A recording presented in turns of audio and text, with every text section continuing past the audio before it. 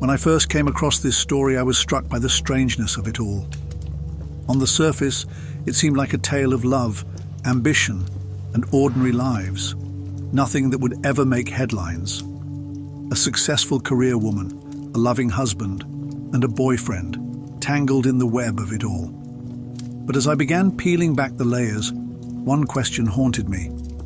How does someone so accomplished, so put together, end up at the heart of such brutal acts? And not once, but twice. It wasn't just the crime that captured my attention, though the details are shocking enough to stop anyone in their tracks.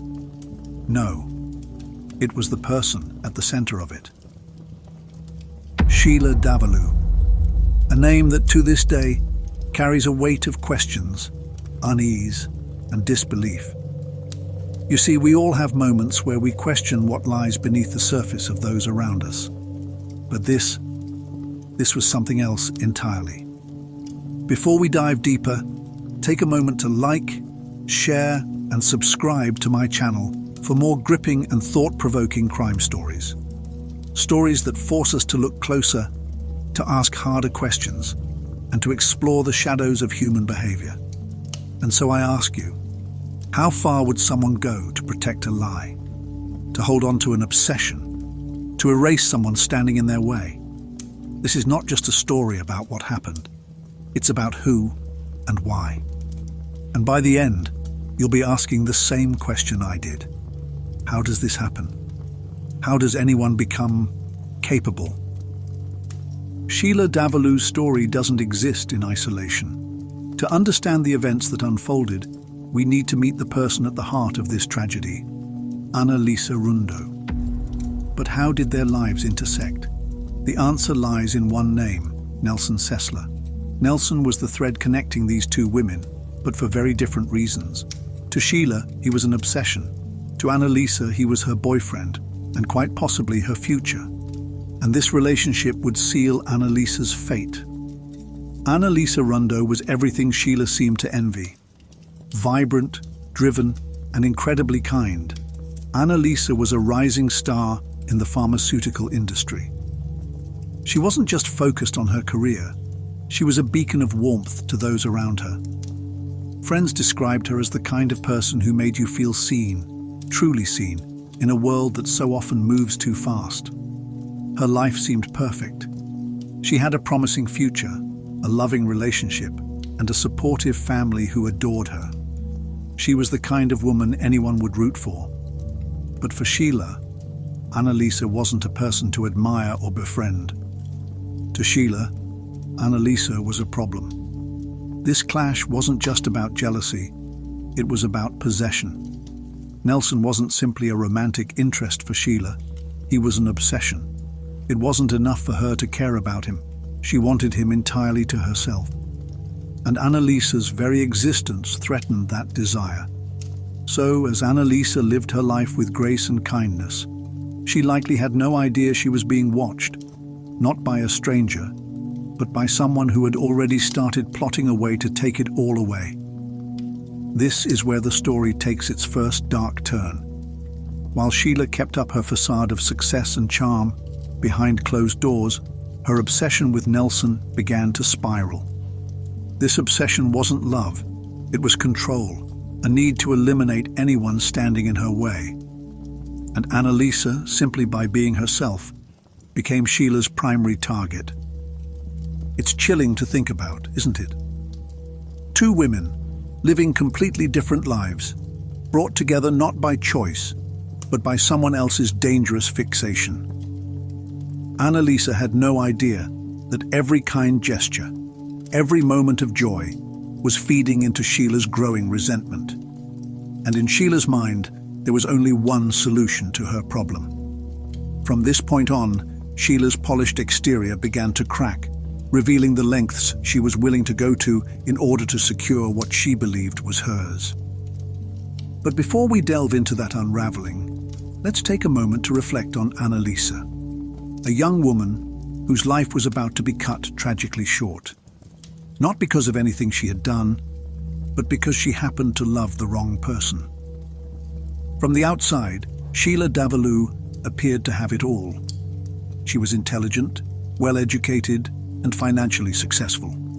Her life seemed picture perfect. Married to a man named Paul, living in a beautiful home in an affluent area, and climbing the ranks in the pharmaceutical industry. To her colleagues and neighbors, Sheila was the very definition of a professional woman who had her life together. But there's a saying, the calmest waters often hide the deepest currents. Sheila's life wasn't as flawless as it seemed. Beneath her composed demeanor was a woman wrestling with a dangerous fixation, one that would ultimately unravel her polished exterior. Sheila's obsession was Nelson Sessler, her co-worker and secret lover. To Sheila, Nelson wasn't just a man she was romantically involved with. He became the center of her universe. Her infatuation with him consumed her, to the point where she began surveilling his every move. She would listen to his voicemails at work, monitor his routines, and even arrange to coincidentally sit next to him on flights. This wasn't love. It was something far more controlling and disturbing. But there was a problem. Nelson wasn't hers to claim. He was in a committed relationship with Annalisa Rundo, a woman he loved deeply and was potentially planning a future with. Nelson's affection for Annalisa was a direct affront to Sheila's delusion that they were destined to be together. And so in Sheila's mind, there was only one way to resolve this conflict. Annalisa had to be removed from the equation. This is where Sheila's dual persona came into play. On the surface, she remained the same friendly, successful professional that everyone trusted. She continued to excel at work, socialized with her peers, and kept up appearances with her husband, Paul. But behind closed doors, she was scheming, manipulating situations to create opportunities for herself while plotting against Annalisa. What makes this story particularly unnerving is the calculated nature of Sheila's actions. She didn't lash out in a moment of passion. Instead, she planned meticulously, hiding her intentions beneath layers of charm and normalcy. She sought advice from a psychiatrist about her obsession, not to get help, but to better understand how to gain control of her emotions, and by extension, the situation. Sheila's unraveling didn't happen all at once. It was gradual, like cracks forming in glass. Small behaviors that might have seemed odd or overstepping were just the beginning of something far more dangerous. Her decision to target Annalisa wasn't sudden. It was the result of weeks, maybe months, of plotting and obsessing over how to reclaim Nelson as her own. The story becomes even more chilling when you consider that Sheila's obsession wasn't fueled by anger or hatred. Instead, it was rooted in a warped sense of entitlement, a belief that Nelson belonged to her and that anyone standing in the way of their happiness was expendable. Annalisa wasn't just another person. To Sheila, she was the barrier that needed to be eliminated. As Sheila balanced her two personas, the poised professional and the desperate manipulator, one question lingers. How far would she go to protect the image she had so carefully crafted? And at what point did her obsession become dangerous enough to take a life? The answers to these questions would soon become tragically clear. But first, we must look deeper into the events leading up to the night that would forever change three lives: Annalisa's, Nelson's, and Sheila's. Annalisa Rundo's apartment, once a reflection of her bright future, became the setting for an unthinkable act of violence. On that fateful day, she was at home, working as she often did, surrounded by the quiet comfort of her personal space. A knock on the door changed everything. The person on the other side was someone she might not have expected: Sheila Davalloo. What brought Sheila there? Was it confrontation, jealousy, or something darker? We'll never truly know the details of their interaction, but what we do know is that, in the minutes that followed, Annalisa's life was brutally taken from her. The crime scene told a story no words could. Furniture lay overturned, plants scattered, evidence of a fierce and desperate struggle. Annalisa fought hard. She tried to defend herself, and the apartment bore the scars of that effort. But Sheila came prepared, emotionally, physically, and most chillingly, mentally. Sheila used anything at her disposal during the attack, escalating her violence in a way that showed terrifying intent. The wounds inflicted on Annalisa were savage and deliberate, leaving no doubt that this wasn't an accident or a moment of uncontrolled rage. This was something far more chilling. In the bathroom, investigators found a critical clue. Blood, not Annalisa's, but Sheila's. As she carried out the attack, her hand slipped, leaving behind an irrefutable trace of her presence. The blood on the sink tap would become a silent witness in the case against her, tying Sheila to the scene in a way she couldn't explain away. The brutality of the crime and the state of the apartment reflected the sheer desperation and terror of that moment. This wasn't just a physical attack, it was an attempt to erase Annalisa's presence entirely, to remove her as a perceived obstacle. What stands out most is Sheila's actions after the murder.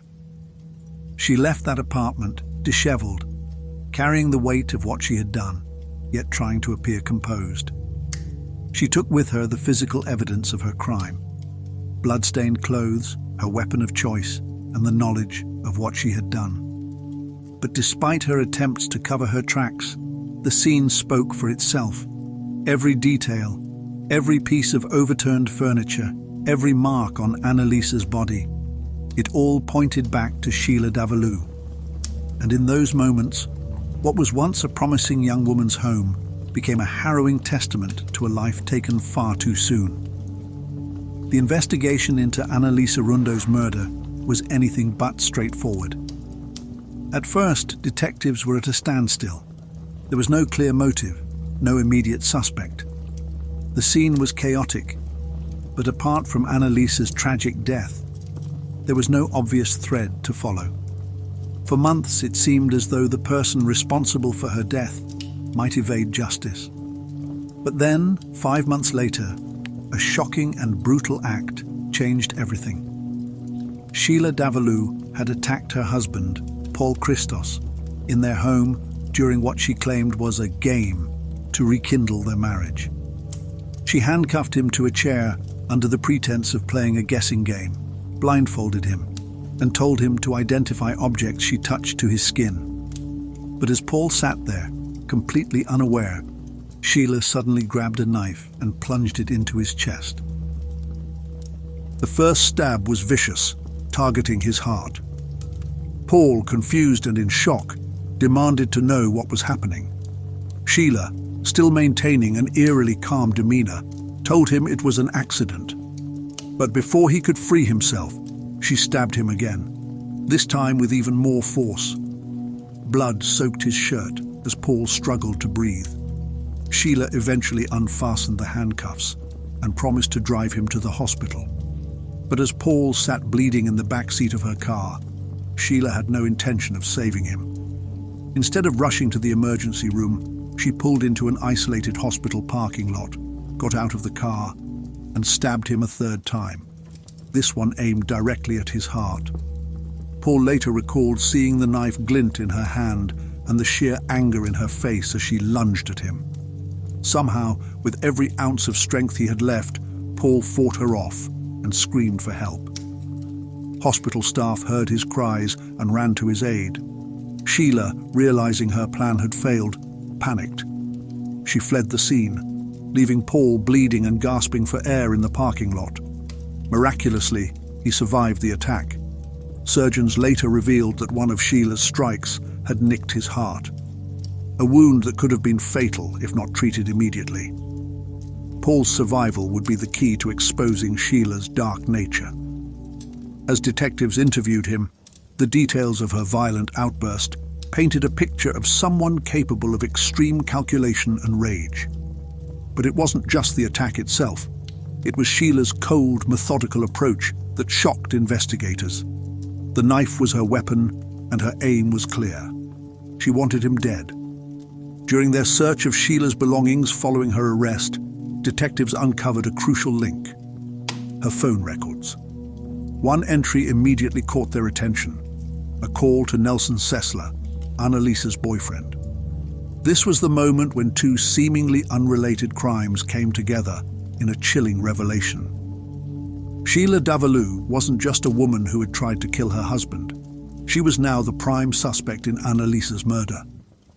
What tied everything together was a small but irrefutable piece of evidence: Sheila's DNA on the bathroom sink in Annalisa's apartment.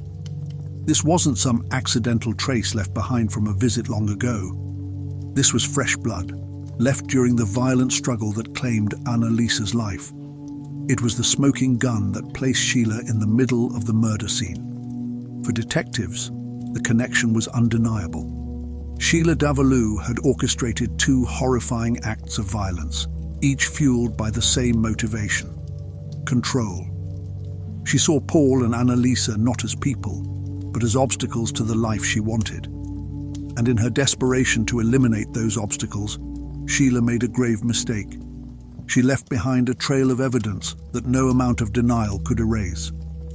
Paul's survival ensured that Sheila's web of lies unraveled completely. The sheer brutality of her actions, both against her husband and Annalisa, revealed a person whose calm exterior masked an unimaginable capacity for violence.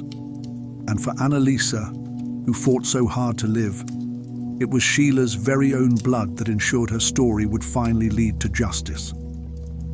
After Sheila stabbed her husband and fled the hospital parking lot, she may have thought she could outrun her actions, but her escape was short-lived. Paul, bleeding profusely but still conscious, flagged down help. His testimony to police was crystal clear: his wife had attacked him. The authorities quickly tracked Sheila down, and she was arrested before she could disappear further into the night. At first, her arrest was solely for the attempted murder of her husband.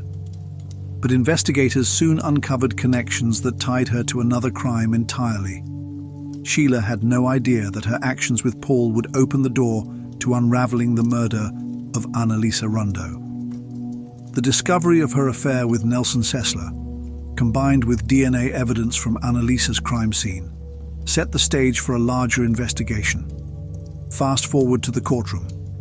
Sheila had always believed in her intellect, her ability to control a narrative. So much so that she decided to represent herself.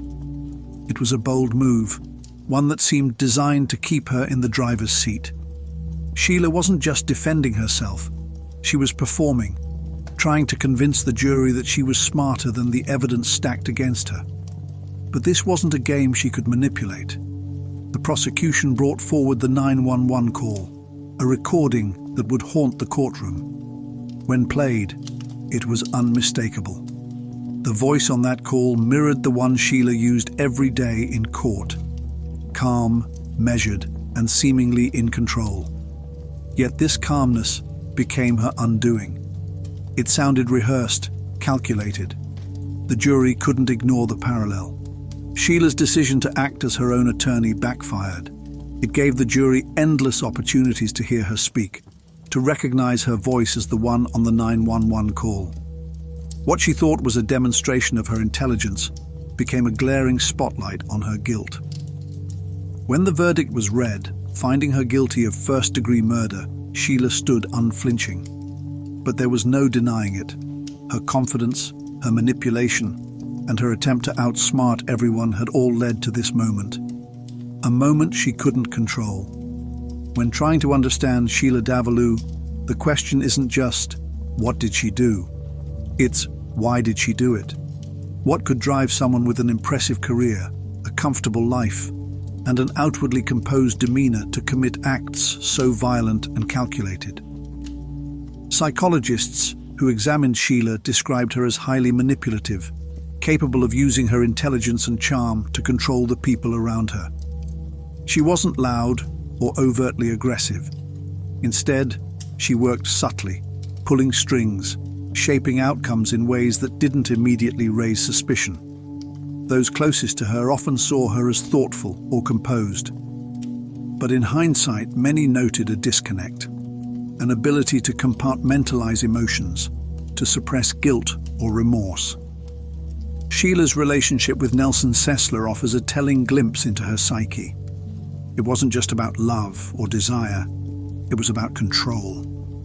Nelson wasn't a partner, he was a possession, and anyone standing in the way of what she wanted became an obstacle to remove. Annalisa was just that, a hurdle in the way of Sheila's imagined future.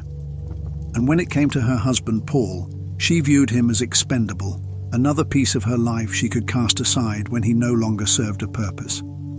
Interviews with those who knew Sheila painted a complex picture. To some, she was brilliant and ambitious. To others, she was cold and distant, with an edge that suggested something deeper. One common thread was her ability to present herself as harmless.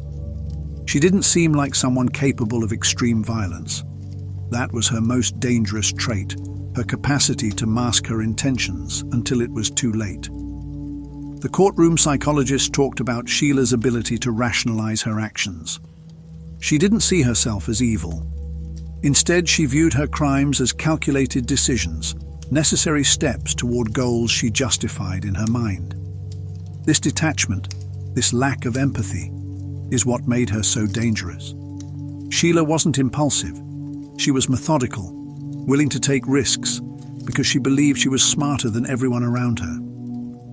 Reflecting on Sheila's story, one thing becomes clear: the danger of underestimating someone like her. We often look for outward signs, rage, instability, or chaos, to signal danger. But Sheila shows us that danger can come wrapped in calmness, in intellect, in charm. It's not always the loudest person in the room you have to fear. Sometimes it's the quiet one, the one who smiles, who listens, who convinces you they couldn't possibly be a threat. In the end, Sheila Davalloo reminds us that human behavior can defy expectations. And it's precisely when we underestimate people that they become most dangerous. As we bring this story to a close, it's hard not to feel a mix of emotions: shock, sadness, and even a lingering sense of disbelief. Sheila Davalloo's case is not just about a series of crimes, but about the duality of human nature, the way people can present one version of themselves to the world while hiding another entirely. The lives affected by her actions are forever changed. Annalisa, a promising young woman with her whole future ahead of her, lost her life for no fault of her own.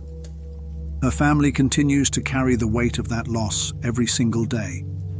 And then there's Paul, who survived a brutal attack, but will likely never fully escape the scars, both physical and emotional. Sheila herself now spends her life behind bars, but does she truly feel the gravity of what she's done? Or does she continue to justify her actions in the way only she can? This case is a chilling reminder of the masks people wear and the devastating secrets they can hide beneath them. It forces us to confront unsettling questions about trust, obsession, and the lengths to which someone might go when they feel cornered by their desires or fears. And perhaps the most haunting question of all: what truly drives someone to cross the line from love to obsession? Is it anger, desperation, or simply a belief that their wants outweigh everyone else's needs? As you reflect on this story, let it serve as a reminder of the complexity of human behavior. People are rarely as simple as they seem, and sometimes the most dangerous individuals are the ones we least suspect. If this case left you with as many questions as answers, consider sharing your thoughts. What do you think was Sheila's ultimate breaking point? Was it love, power, or something even deeper? Let me know in the comments below. And don't forget to like, share, and subscribe for more in-depth looks into stories that challenge how we view the world and the people around us. Thank you for watching, and until next time, stay safe, stay curious, and always look a little closer.